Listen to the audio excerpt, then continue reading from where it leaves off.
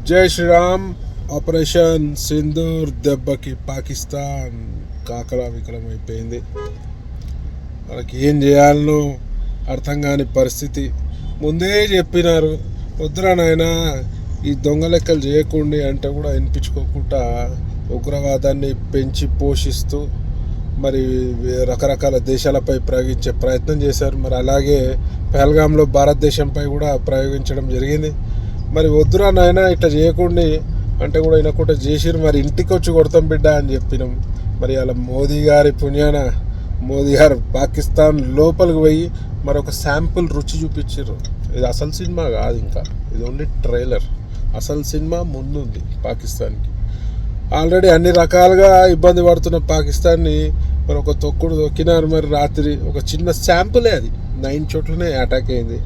మరి ఇప్పటికైనా బుద్ధి తెచ్చుకోకపోతే మరి పాకిస్తాన్ ముందు ఇది వరల్డ్ మ్యాప్లో అసలు పాకిస్తాన్ ఉందా అనేది కూడా జనాలు మర్చిపోయే పరిస్థితి.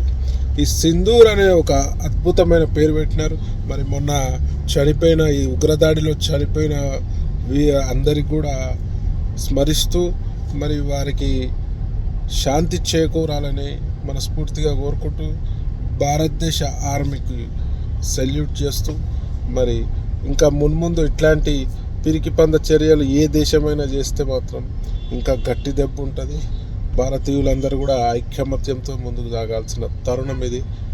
పార్టీలకి అతీతంగా మరి జై మోదీ, జై భారత్, జై హింద్. విదేశాల్లో ఉన్నత విద్యను చదువుకోవాలని అనుకుంటున్నారా? అయితే వెంటనే ఫ్లైగ్రాడ్ ఓవర్సీస్ ఎడ్యుకేషన్ కన్సల్టెన్సీని సంప్రదించండి. మీ విదేశీ కలలను సాకారం చేసుకోండి. ఫ్లైగ్రాడ్